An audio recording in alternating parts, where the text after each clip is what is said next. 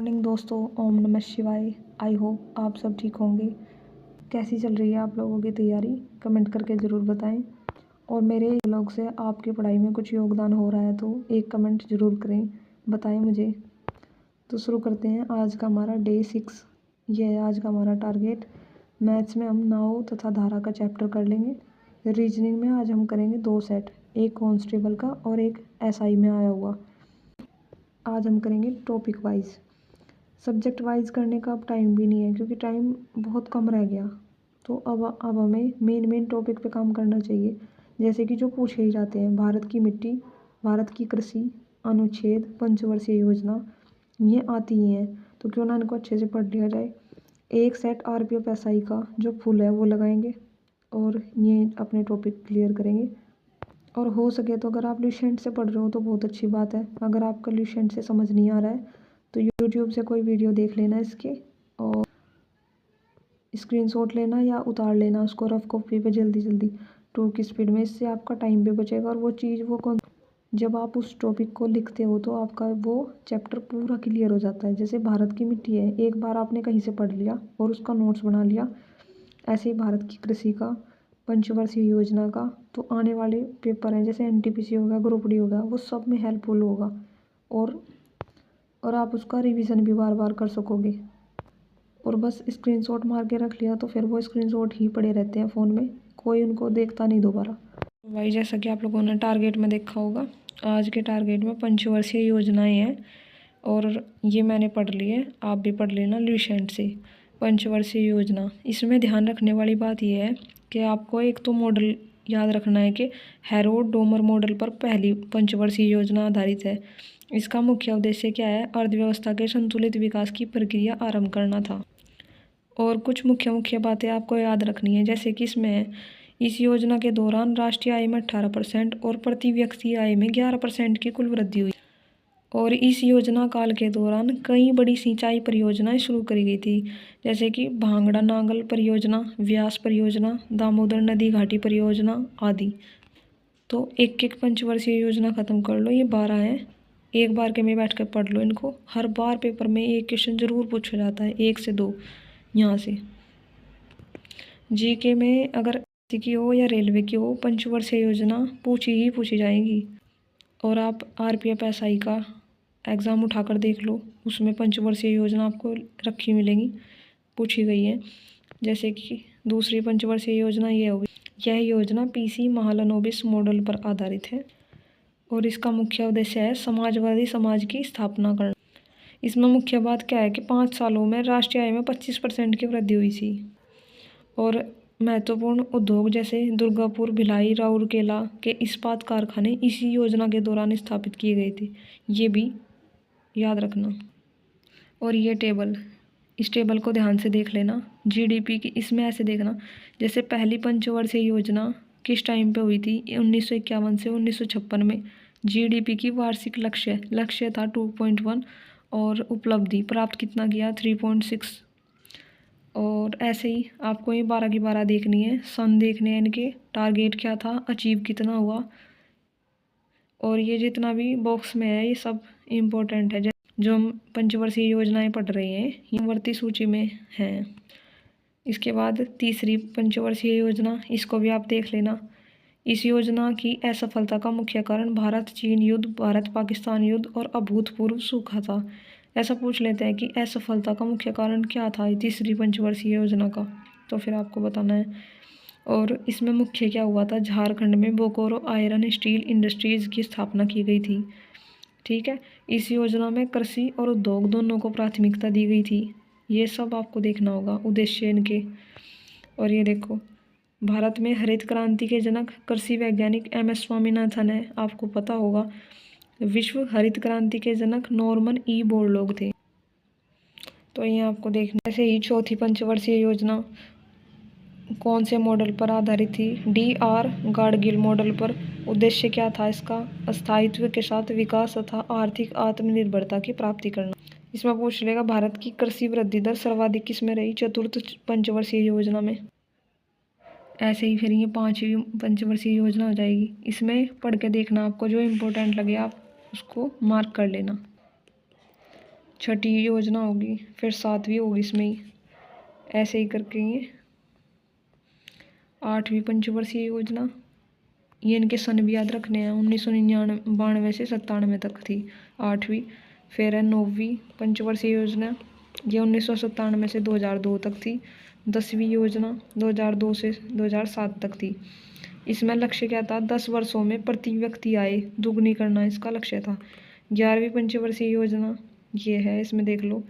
और इसमें एक चीज़ है कि सकल घरेलू उत्पाद की औसत समवृद्धि जो दर है 8.3% रही। इस प्रकार सर्वाधिक वृद्धि दर 11वीं योजना में रही। ये भी आप लोग याद रखेंगे, 11वीं पंचवर्षीय योजना में सबसे अधिक वृद्धि दर रही। और ये हो गया हमारी 12वीं पंचवर्षीय योजना। इसका मुख्य उद्देश्य तीव्र, अधिक समावेशी और धारणीय विकास था। इसमें धनराशि सामाजिक सेवाओं की मद में विनिहित की गई। और ये देख लेना, 11वीं पंचवर्षीय योजना का जो विषय वस्तु थीम थी वो क्या थी, अनिवार्य प्रारंभिक शिक्षा। और इसके बाद मैंने किए हैं अनुच्छेद, जो हमने कल पढ़े थे, एक बार उन सब का रिवीजन किया है। ये पूरा पेज मैंने कल याद कर लिया था, इसको एक बार पढ़ा है, ठीक है। और जैसे 123 में संसद के अवकाश में राष्ट्रपति को अध्यादेश जारी करने का अधिकार है। ये जो आपको जरूरी से लगते हैं इनको रट लो बिल्कुल। इसके बाद ये हैं जो मैंने आज किए हैं। 324 चुनाव आयोग में निहित है। 326 लोकसभा तथा विधानसभाओं में चुनाव वयस्क मताधिकारी के आधार पर होगा। और 333 आंग्ल भारतीय संविधान सभाओं में मनोनयन। अनुच्छेद 343 आधिकारिक भाषा देवनागरी लिपि में लिखी गई हिंदी होगा। 352 में आपात स्थिति की घोषणा। 356 में राष्ट्रपति शासन लागू। 360 में वित्तीय आपात स्थिति की घोषणा कर सकता है। 368 में संसद को संविधान के किसी भी भाग का संशोधन करने का अधिकार है। अनुच्छेद 370 इसके अंतर्गत जम्मू और कश्मीर की विशेष स्थिति का वर्णन करना है। 395 में भारतीय स्वतंत्रता अधिनियम 1947, भारत सरकार अधिनियम 1953 तथा इनके अन्य पूरक अधिनियमों को, जिसमें प्रिवी काउंसिल क्षेत्र अधिकार अधिनियम शामिल नहीं है, यहाँ रद्द किया जाता है। 394 का क्या है, राष्ट्रपति अपने अधिकार के अंतर्गत इस संविधान का हिंदी भाषा में अनुवाद कराएगा। ये सब आपको पढ़ लेने हैं, फिर संशोधन करेंगे कल से स्टार्ट। अब इसके बाद मैंने किया भारत की मिट्टी और कृषि, ये दोनों चैप्टर मैंने पढ़े हैं।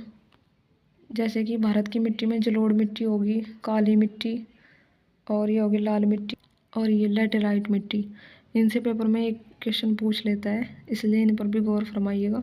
मिट्टी के अध्ययन के विज्ञान को मृदा विज्ञान कहा जाता है। भारतीय कृषि अनुसंधान परिषद ने भारत की मिट्टियों को 8 वर्गों में विभाजित किया है।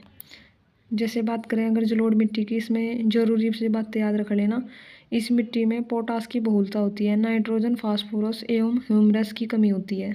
ये भारत की सबसे उपजाऊ मृदा है। इसमें धान, गेहूँ, मक्का, तिलहन, दलहन, आलू आदि फसलें उगाई जाती हैं। 22% क्षेत्रफल पर पाई जाती है। भारत का संपूर्ण उत्तरी मैदान जो तटीय मैदान जलोढ़ मिट्टी का बना होता है। 2 प्रकार की होती है, बांगर और खादर, नाम भी सुना होगा आपने। पुराने जो जलोढ़ मिट्टी हो उनको बांगर कहते हैं, जो नई जलोढ़ मिट्टी है उनको खादर कहा जाता है। जलोढ़ मिट्टी की उर्वरता की दृष्टिकोण से काफ़ी अच्छी मानी जाती है।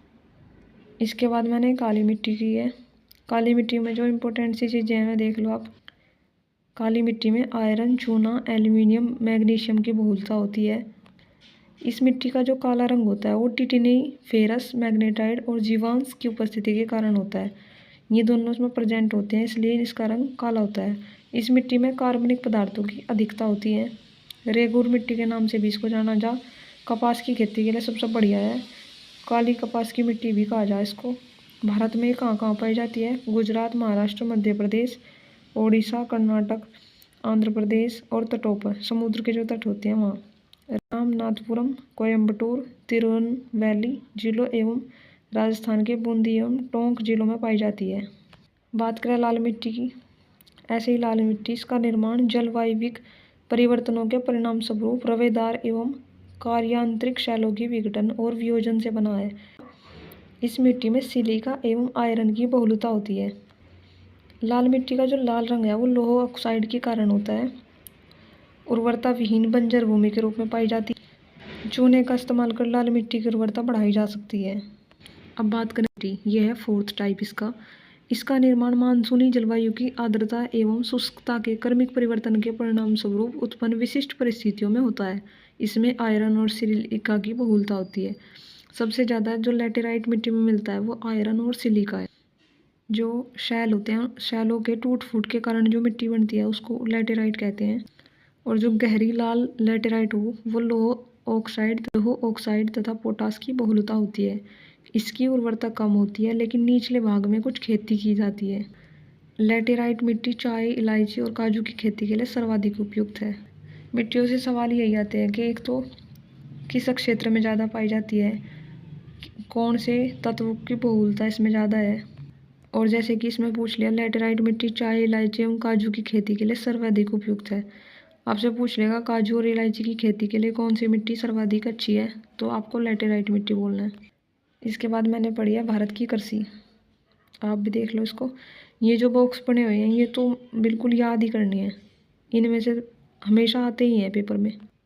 Sericulture, apiculture, pisciculture, floriculture, viticulture. ठीक है। सेरीकल्चर रेशम कीट पालन, रेशम के लिए।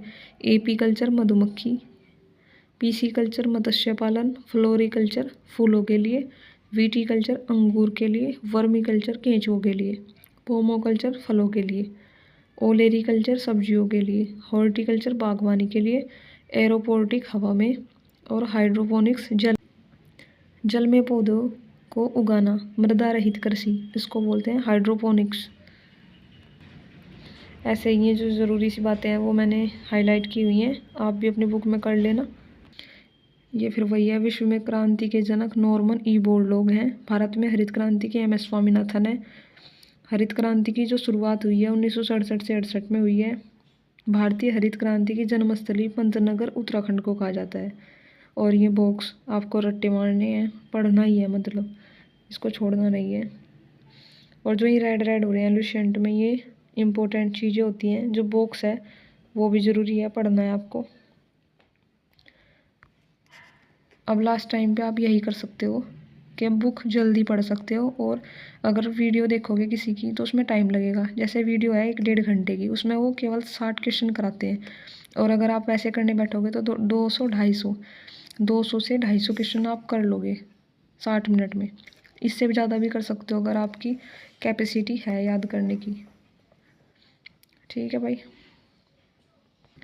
और याद करने का तरीका वही है, एक बार पढ़ो चीज़ों को, फिर दोबारा पढ़ो, 3 बार पढ़ोगे तो वो ये लगेगा कि हाँ पढ़ाई चीज़ें हैं। और ऑप्शन को आप एलिमिनेट कर पाओगे एग्ज़ाम में।